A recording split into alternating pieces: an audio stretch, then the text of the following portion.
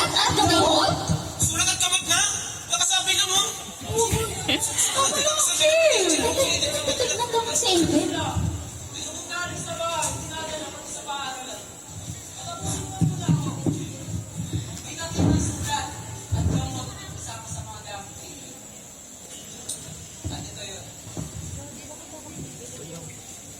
Teka, di ba parang sa bahay na? Teka, pinagpipintangan niyo ba ako? Ikaw lang ang pwedeng gumawa ng kay Aiden. How dare you accuse me just because I have this tattoo? Bakit? May ebidensya ka ba? Kayo! May ebidensya ba kayo? Ba't hindi mo pa aminin sa Mara?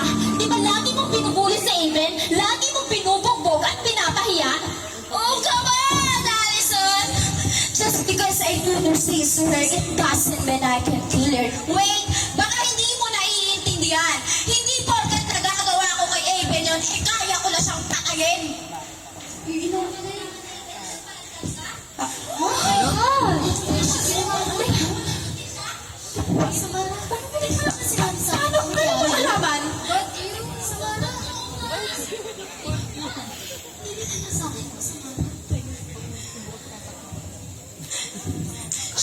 Malahimik kayo! Hindi niyo alam lahat ng pinagdadaanan ko! Hindi mo alam lahat ng nangyayari sa buhay ko!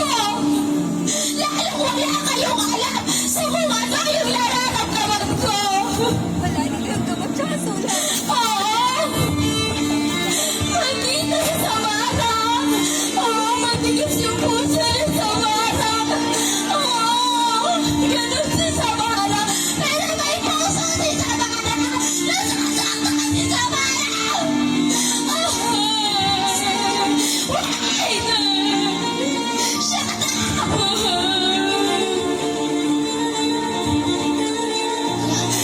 Naulog ako! Lalo hindi ko kaya na pumatay ng kapwa ko! Naiintindihan mo na hindi ko kaya patayin yung kaibigan ko! Kaya manahimik kayo dahil wala kayong alam sa nararamdaman at nararanasan ko! Bakit? Bakit sabi niyo ako paalisin? Para ano?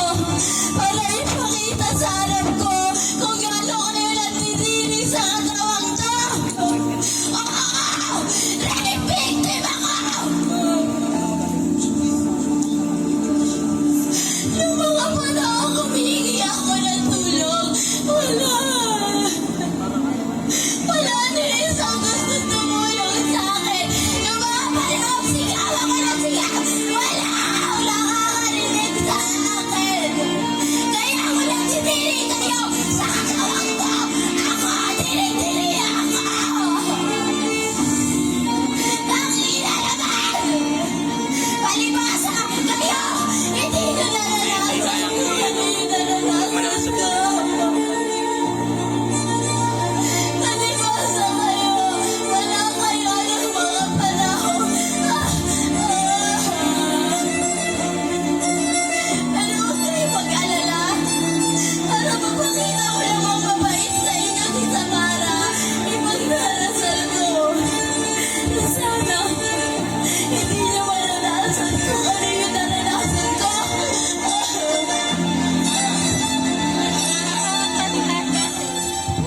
Gusto ko yung nagpiktima.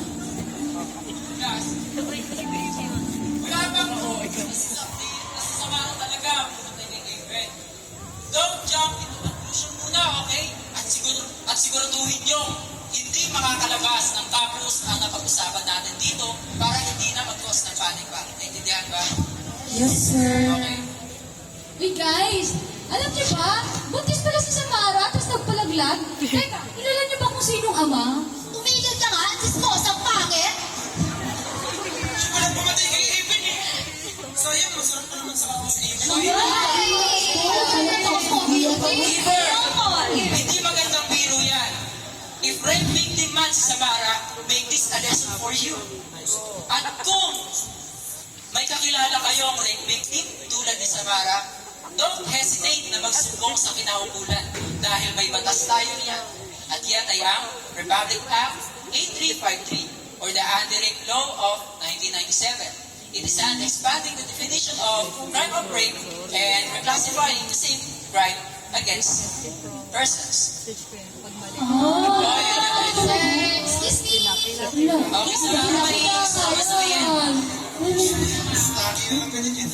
if hindi talaga si Samara yung pumatay kay Aven?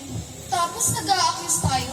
Alam niyo ba na according to Article 358 of Revised Penal Code, oral defamation or slander refers to stinging false and malicious words that harm the reputation of another person. If the words used were false and intended to harm a person's reputation, this could be a basis for filing a criminal case. Wow! Oh no! A criminal case!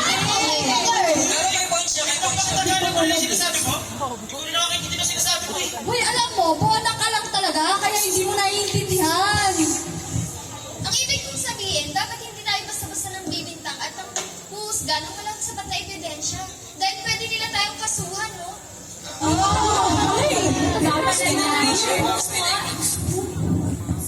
And nga pala, guys, may kailangan pa. Bahala ka na. Hindi na ako magtuturo, maglalaro na lang tayo. Ay,